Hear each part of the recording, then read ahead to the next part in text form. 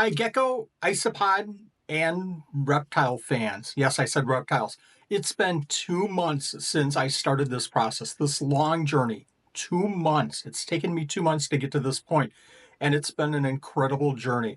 A lot of negotiating back and forth. We finally got the deal struck. I'm not the kind of person to take a big gamble like I just took. I'm not the kind of person to do a big transaction like this without starting off with a very small transaction and working my way up to that big one. As well, I'm a gecko person or isopod person. I'm not a reptile person at all, and we brought in a reptile. Let's find out what happened during this journey and what just came in. And oh, by the way, the fit today is Rolly Boys. Thank you very much, Benjamin. Let's go ahead and check it out.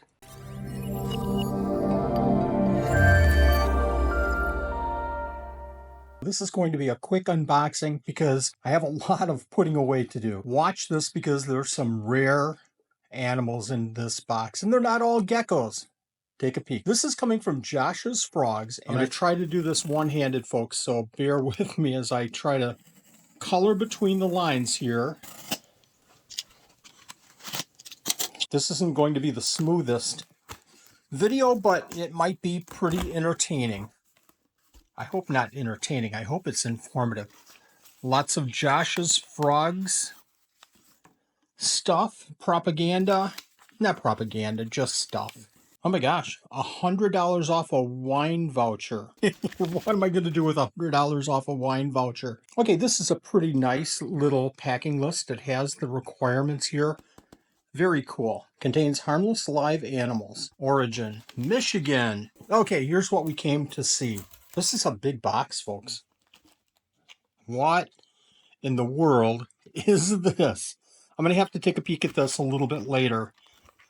It looks like tapioca pudding. Well, maybe not tapioca pudding, but it looks very foreign to me. A couple of ice bricks. Seen those before.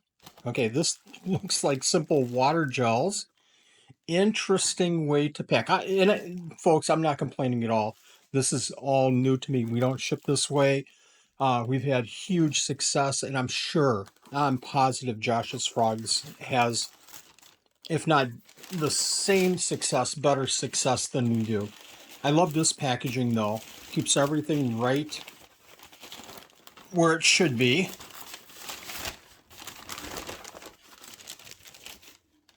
It's a lot of cups, folks. This is a lot of cups.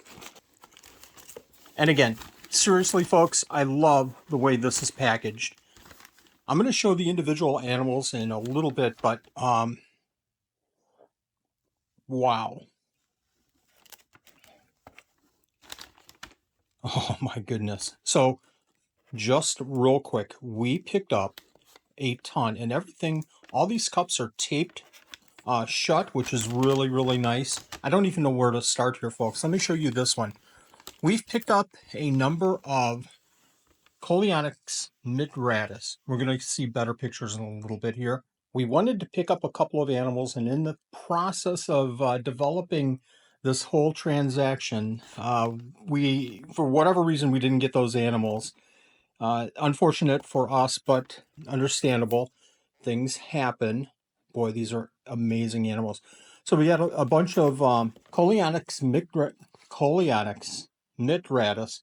We got a bunch of, a number of Coleonyx variegatus. We got some Coleonyx elegans, and that's what I really, really wanted in this whole situation. We also got, okay, I want to show you this one, folks. We just recently did a video on this. You can find the link in the upper right-hand corner of this video. Before I do that, I'm just looking at air holes here, and there are the tiniest, I don't know if you can see that though, but just the tiniest air holes. Very different from what, again, we do and we see everybody in the industry doing as far as putting larger air holes. But again, if these animals are doing fine. This was a one-day shipment, folks, so the packing here was unbelievable. Unbelievable. Let's take a look at this animal. I'm doing this over the box here because if it runs away from me, oh my gosh, folks. Can you see that? This is Xenagama taylori. I don't know if I can hold this one for you. Let's give it a try.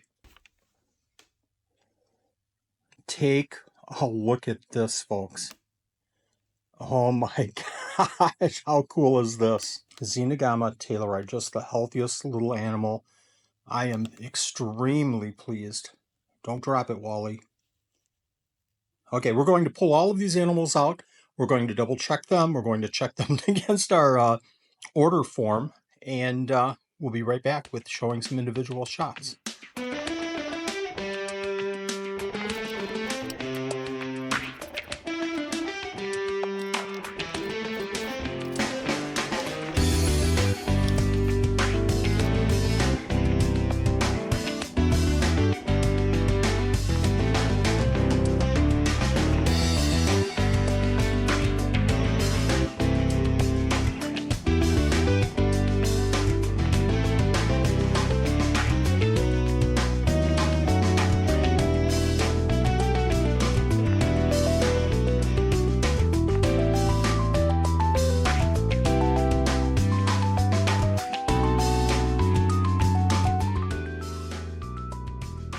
A group of animals that we were fortunate enough to pick up are some of these banded geckos, Coleonyx variegatus, the western banded gecko. Now again, since all of these animals are coming in, I've set them all up in quarantine, all by themselves. I work on all the other animals, and then I come and work on all these animals that just came in last. They'll all be set up in a quarantine manner for probably about a month or so before they're introduced to other males or other females. But these smaller enclosures help us so much to manage these animals just a little bit easier. You can see that their enclosures are very, very basic. Just a couple of hides. I don't see the animal here. This is a female variegatus. There's the animal taking a peek at us. Take a look at that, folks. This is, I tell you, these animals came in so healthy, it's incredible. Coleonyx variegatus. These are such a cool animal. Healthy, healthy, healthy animal. I was so excited to pick up Coleonyx midratus. This is the Central American banded gecko. Oh my gosh. I'm not going to get into details about how many I got, but I am so happy to pick these animals up. Between the time that we actually finalized the purchase and brought them in, I had such a short window of time.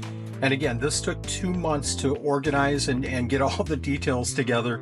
But in those couple of days where we had to put the enclosures together, but again, this is quarantine setup, so it is pretty much the basics for these animals. I just absolutely love the whole Coleonyx genus. We're going to take a look at one of these setups real quick here. Super basic setup: a food dish, a water dish, a piece of cork bark, some sphagnum moss in the back. I keep that damp. And a piece of plastic plant and a hide. That's about it. Can you see this one poking its head out? Let's see if we can get a better view. And again, such a healthy little animal.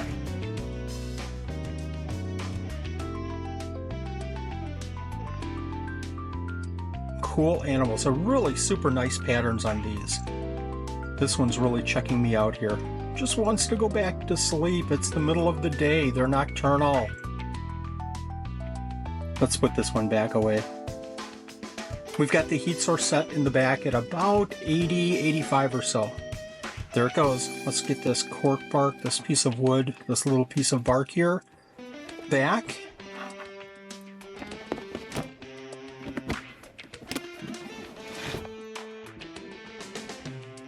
The next animal we're taking a look at is another Coleonyx, another banded gecko. These are Coleonyx elegans. This is one of my favorite animals. I've struggled breeding them, but I've had some very aggressive males in the past. Luckily for us, we had these enclosures, especially the bottom especially the bottom row and a couple of other enclosures ready for them so that we could put them away when they came in. But you can see we have painter's tape on there. No signage whatsoever. We'll do that in the next week or so. Let's take a look at their enclosure and these beautiful, beautiful animals.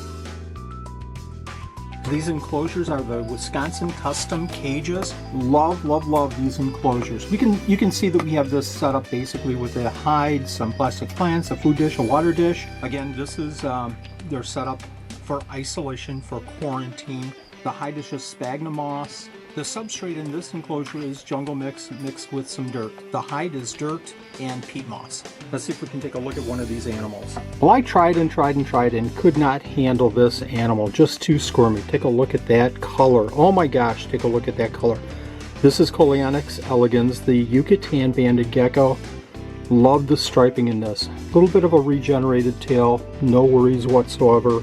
Looking forward to working with a group of these again. I have one pair, they're just not breeding. The male is so aggressive. We'll see how these do. We got in Xenagama taylori. Now I talked about these animals in a video that I did about a week ago. You can check that out here. These are amazing animals. Now the setup. Let's talk about this setup. It's a 40-gallon, but you can see it's just very, very basic. This is just a beginning setup. I have a lot of work to do. I have to replace that light on top. I have to put in this light holder here, but I'll be doing that in the next day or so. And you can see this tank is very, very basic. This is an old fish tank. It's certainly showing some wear, but it's going to work out really, really well for this size. This is a male and 2 females, and we'll take a look at those animals in just a second. What was the hardest part in this whole setup? Well, it was the substrate, absolutely. I've talked to 3 different people on how to make this substrate, and I think I still got it wrong. I think I used a little bit too much dirt. I needed to make this substrate with a little bit more sand. I might wind up taking out about 1/3 of this and replacing it with some sand. Let's go ahead and see if we can take a look at this animal. So our male, while I opened the top, our male ran into the hide, and you can see what he's doing. He's putting that shield tail to good use as he's protecting the opening of the hide.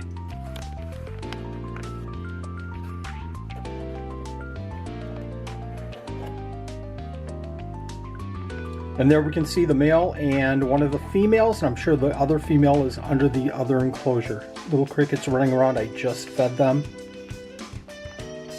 You can get a really good idea of that tail from this angle. Once I get that substrate set, these animals will burrow long tunnels under the surface, and eventually, hopefully, the females will lay their eggs. You can see this water dish just isn't working at all. They throw the dirt all over the place. One of the changes that I want to make to this whole setup is to add some more ceramic flower pot saucers. That they will hold the heat of the lights here. And another change that I want to make is to add some UV lighting. Let's go ahead and put that hide down. Hey, check out this playlist on Coleonyx. You're going to find a lot of information on these animals. Thank you everyone for watching. We'll see you next video.